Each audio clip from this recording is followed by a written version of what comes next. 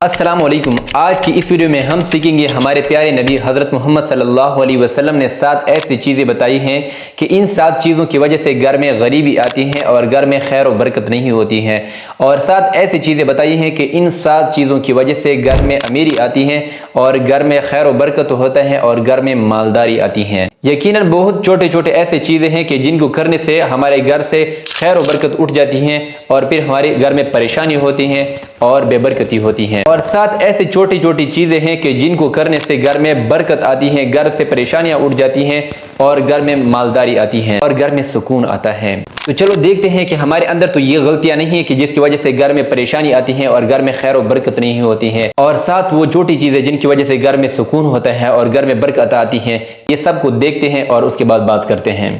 Number 1، جلدی جلدی نماز پڑھنے سے غریبی آتی ہے، گھر میں خیر و برکت نہیں ہوتی، فقر و فاقے آتے ہیں۔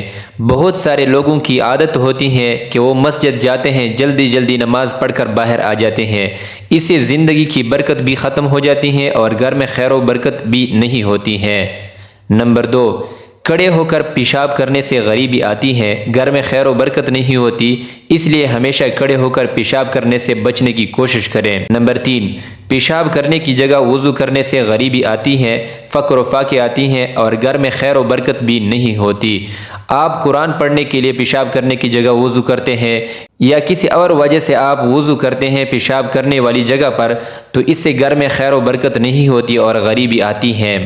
نمبر 4، کھڑے ہو کر پانی پینے سے غریبی آتی ہے، گھر میں خیر و برکت نہیں ہوتی، بیٹھ کر ہمیشہ پانی پیے، اور پانی بیٹھ کر پینا سنت نبوی ہے، اس لیے آپ بھی ہمیشہ بیٹھ کر پانی پئیں۔ نمبر 5، منہ سے چراغ بجھانے سے غریبی آتی ہے، گھر میں خیر و برکت نہیں ہوتی۔ نمبر 6، دانت سے ناخن کاٹنے سے غریبی آتی ہے، گھر میں خیر و برکت نہیں ہوتی۔ نمبر 7، دامن یا آستین سے منہ صاف کرنے سے غریبی آتی ہے، فقر و فاقے آتی ہیں اور گھر میں خیر و برکت نہیں ہوتی۔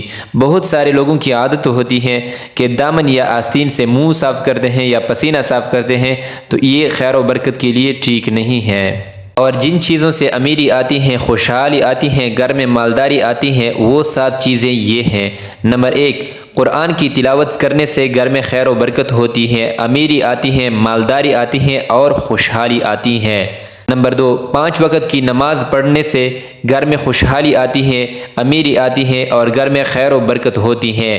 نمبر 3، اللہ تبارک و تعالیٰ کا شکر ادا کرنے سے امیری آتی ہے، خوشحالی آتی ہے اور گھر میں خیر و برکت ہوتی ہے۔ نمبر 5، گناہوں سے معافی مانگنے سے گھر میں خوشحالی آتی ہے اور امیری آتی ہے، مال دولت آتی ہے۔ اب کوئی شخص کس طرح سے گناہوں سے معافی مانگے گا؟ پورے دن میں استغفر اللہ ربی من کل ذنب واتوب الیہ کثرت سے پڑھے، اور جو شخص یہ پڑھتا ہے تو حضور اکرم صلی اللہ علیہ وسلم نے فرمایا کہ اللہ تعالیٰ اس کو بے شمار نعمتوں سے نوازتا ہے۔ نمبر 6، ماں باپ اور رشتہ داروں کے ساتھ اچھا سلوک اور برتاؤ کرنے سے گھر میں خوشحالی آتی ہے، امیری آتی ہے اور مالداری آتی ہے۔